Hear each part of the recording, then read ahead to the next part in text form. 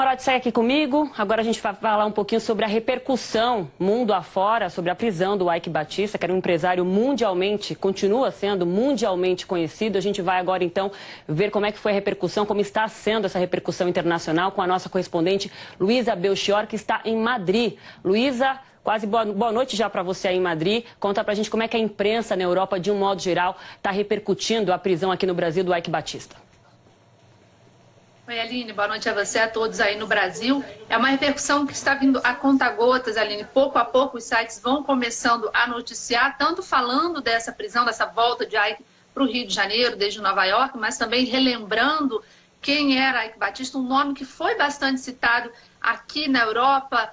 Sobretudo era um nome conhecido entre o mercado financeiro, entre a cobertura de mercado financeiro. Aqui na Espanha ele era bastante conhecido, sobretudo na época da crise financeira daqui, uma época que o Brasil vivia um bom momento e também todas as empresas de Eike Batista, mas a gente começa lá pelo Reino Unido, pela rede britânica BBC, que destacou, começa a notícia destacando que foi o próprio Eike Batista quem se entregou à polícia após sair desse voo, um voo que ele também foi, destaca a BBC, voluntariamente. A rede também faz um pequeno perfil dele, identificando ele como o rosto do capitalismo no Brasil, também como um empresário extravagante, carismático, e lembrando que ele foi listado em 2002 pela revista Forbes como o 7º homem mais rico do mundo. Fala também da importância, segundo a rede, do seu grupo EBX, um grupo que controlava várias empresas. Na França, o Le Monde foi um dos primeiros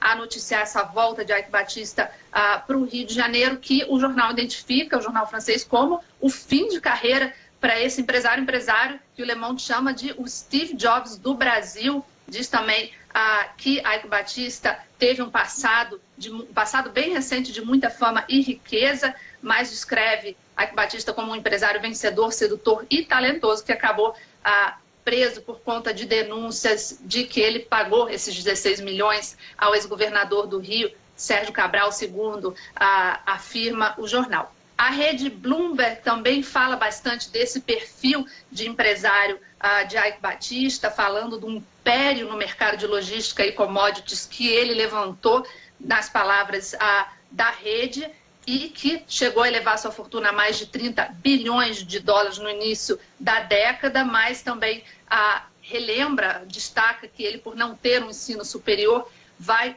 para cadeias do sistema, vai enfrentar um sistema que, segundo a rede, muito violento e que enfrentou recentes rebeliões, relembrando aí as recentes rebeliões, episódios violentos que aconteceram em presídios no Brasil. Também nos Estados Unidos, o New York Times se centra bastante nesse relato da prisão, da volta de Eike Batista para o Brasil, lembrando que ele foi voluntariamente, pacificamente, em Nova York, no aeroporto, falando desses momentos, mas também faz uma analogia de Eike Batista com o próprio Brasil. Diz que Eike Batista, que é conhecido, nas palavras do New York Times, por juntar e depois perder fortunas multimilionárias, tem uma trajetória que pode ser o símbolo, na visão do New York Times, do próprio Brasil. Brasil que, segundo destaca o jornal, teve um momento bom, também agora passa por um mau momento financeiro. E para terminar, na América Latina, o argentino Clarín também destaca essa detenção de Eike Batista ao chegar do Rio de Janeiro, e fala da queda do seu império empresarial por conta do fracasso de várias operações petrolíferas e relembra uma dramática, nas palavras do jornal, queda na Bolsa, que acabaram levando também a denúncias de corrupção contra Eike Batista. Aline. Tá certo, Luísa, muito obrigada. Havendo novas novidades aqui, mais novidades aqui no Brasil, a gente sabe que repercute aí fora também. A gente segue acompanhando aqui junto com vocês. Obrigada até aqui.